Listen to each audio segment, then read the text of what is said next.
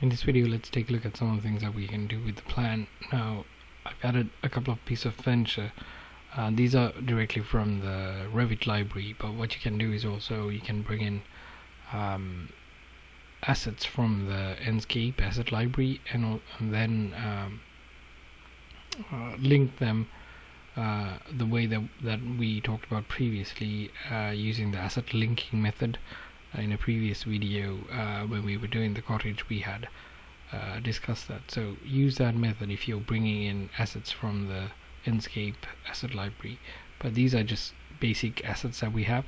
So one of the requirements that you have is basically to create a furniture floor plan and a separate floor plan just to show the built components. So this one has all of that. So what you would do is basically create one floor plan with all of the components, and what we can do is we can duplicate this. So we can duplicate view, duplicate with detailing, so everything is in there, right? So I'm going to rename this from level 1 to, well, level 1 floor plan. Let's do level 1 floor plan.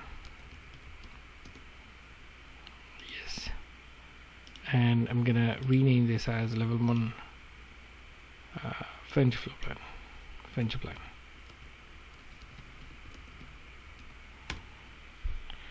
Right, so I have two here. So this one, if I go to this floor plan, I don't need to see the furniture. So what I'm going to do is I'm going to right click and I'm going to say hide in view, hide by category, because I don't want to see any of the furniture. So I'm going to hide the entire category. That way all of the furniture elements go away. So I can go here. It's gonna still be available in the furniture plan, but in the floor plan it's not gonna be available. So that's how you get two plans, and you would need to create a new sheet here in order to showcase that. Now let's go back to the floor plan here. Oops, sorry. Here, and another important thing. Now this one is a floor plan, so it's not the furniture plan, it's the floor plan. So this is where we add our dimensions. We don't need to add the dimensions in the furniture floor plan. We just need to add the dimension just a regular floor plan. So you can go ahead and start adding dimensions. Now we've talked about this previously in digital design communication as well. There are different conventions that's used to add dimensions.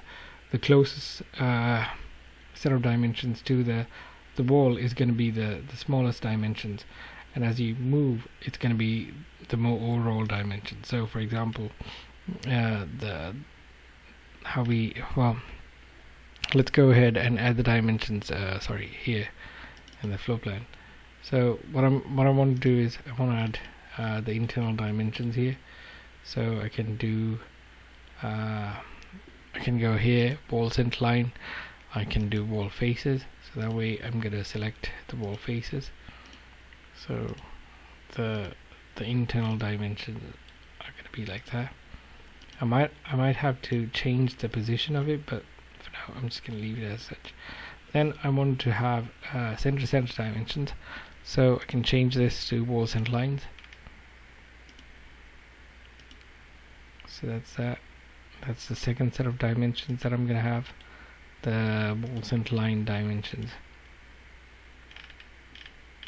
and this is purely, I mean, it depends on what exact information you want to provide to your builders, right? And then finally the overall dimension. It could be center or it could be something else as well. So again I'm going to change to wall centers, and because I want the overall dimension here from here to here. There you go. Alright, so like that you can add another set of dimensions to one of the sides, and then if you go into your